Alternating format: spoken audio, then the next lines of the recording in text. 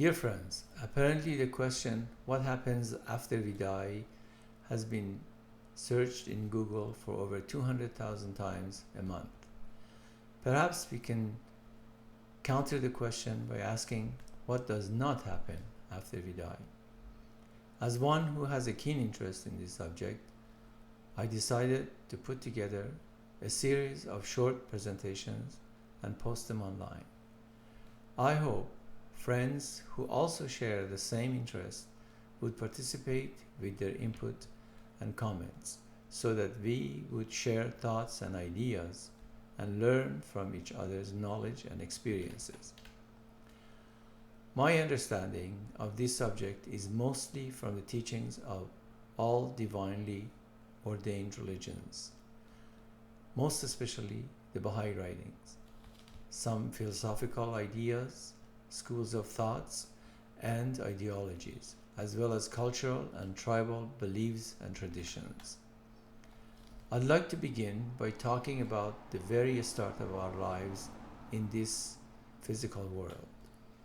Our physical life starts at the moment of conception, in the womb of the mother, and continues when we are born in this world and live for a limited period of time and inevitably die. Everyone agrees that when we die, the physical component of our existence, which is our body, decomposes and returns to earth. Seemingly, this is it. There is a start and there is the end. If so, what is the purpose of our lives in this physical world? Is the purpose of our lives enjoying what this world has to offer and perhaps make it better for the future generations, including our children? To be able to positively influence this physical world, we go through great lengths to educate ourselves. Baha'u'llah, the Prophet founder of the Baha'i faith, says, "Regard man as a mine rich in gems of inestimable value. Education can alone cause it to reveal its treasure and enable mankind to benefit therefrom." Abul Baha, the center of the covenant in the Baha'i faith, explains, education is of three kinds: material, human, and spiritual. Material education is concerned with the progress and development of the body through gaining its sustenance, its material comfort and ease. This education is common to animal and man. Human education signifies civilization and progress. That is to say, government, administration, charitable works, trades, arts and handicrafts, sciences, great inventions and discoveries, and elaborate institutions, which are the activities essential to man as distinguished from the animal. Divine education is that of the kingdom of God. It consists in acquiring divine perfections, and this is true education. For in this state, man becomes the focus of divine blessings, the manifestation of the world. Let us make man in our image and after our likeness. This is the goal of the world of humanity.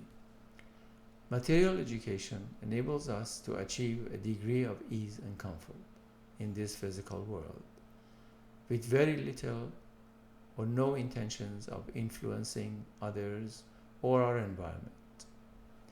Human education is intended to influence and change our environment and the institutions that serve us, or vice versa.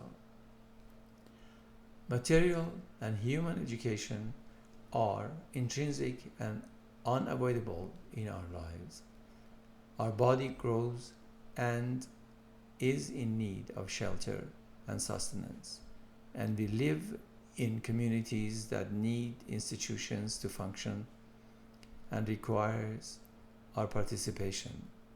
Acquiring material and human education is essential to our life in the physical world, but its effect and influence is minimal at best after our physical demise and death. Divine education allows and enables us to affect and influence our own lives, the lives of the other human institutions, and our environment, both while living in this world as well as after our physical death and demise. Allow me to repeat this. Divine education allows and enables us to affect and influence our own lives, the lives of others, human institutions, and our environment, both while living in this world as well as after our physical death and demise. A powerful and living example of divine education continuing to exert influence in this world after physical death is the lives of the messengers of God, or the manifestations of God as they are regarded in the Baha'i writings. Not only they were instrumental in changing the way we conduct our affairs in this world while living among us, they continue doing so several thousand years after their death. This amazing phenomena, as observed in the life of the manifestation of God, the saints and the holy ones, is a powerful testimony in the continuation of influence in the physical world through a human reality popularly known as the soul or the spirit. Indeed, every human being is endowed with this gem and therefore capable of exerting influence both in this world and beyond death and destruction of the body. Unlike the manifestations of God, who possess an innate knowledge, we need to educate ourselves materially, humanly, and spiritually. We shall continue this discussion on the nature of the soul further in the future presentations. Thank you for being with me and looking forward to seeing you all soon. Have a good time.